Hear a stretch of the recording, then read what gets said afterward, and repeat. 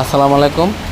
আমি মালয়েশিয়া থেকে সোহেল ব্লগ থেকে আজকে রান্না করব ইলিশ মাছ কচুর ছড়ি দিয়ে, বাংলাদেশি স্টাইলে, প্রবাস থেকে। তেল গরম হয়ে গেছে, পেঁয়াজ কুচি দিয়ে দিচ্ছি। তারপরে দিয়ে দিব হচ্ছে আপনার কাঁচামরিচ,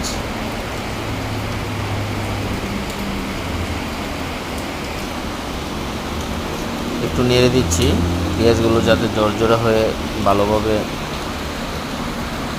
করা হয়। দিয়ে দিচ্ছি স্বাদ মতো লবণ,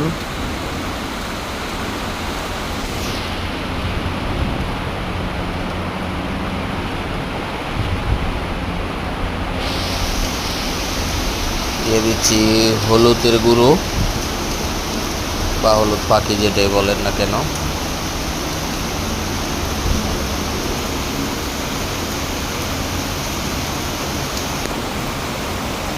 দিয়ে দিব স্বাদ মতো মরিচের গুঁড়ো। আমি তো জাল বেশিই খাই, কাঁচামরিচ তারপরে গুঁড়ো একটু বেশি করে দিচ্ছি, আপনারা আপনাদের স্বাদ মতো দেবেন।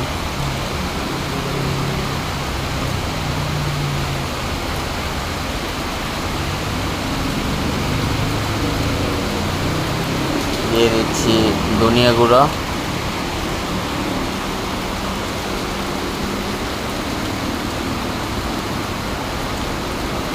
একটু জিরে গুঁড়ো দিয়ে দিব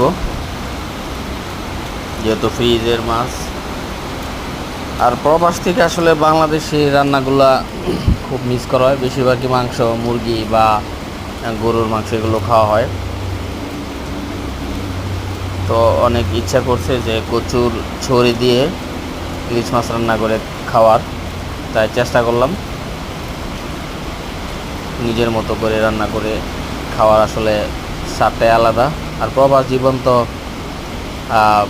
কিছু করার নাই, কিছু ইচ্ছে হইলে মানে বাংলাদেশ স্টাইলে খাইতে গেলে নিজের রান্না ছাড়া ব্যতিক্রম কোনো ব্যবস্থা নাই, পরে খেতে হবে। দেখুন কষানোর পরে দিয়ে দিচ্ছি কচুর ছড়াগুলো, এগুলো আগে কেটে নিয়ে আমি গরম পানি দিয়ে ধুয়ে রেখেছিলাম।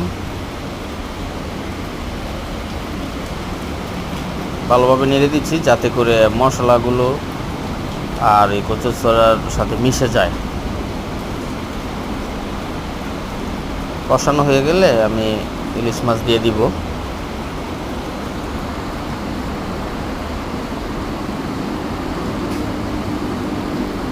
কষানো হয়ে গেছে, এখন ইলিশ মাছ দিয়ে দিচ্ছি।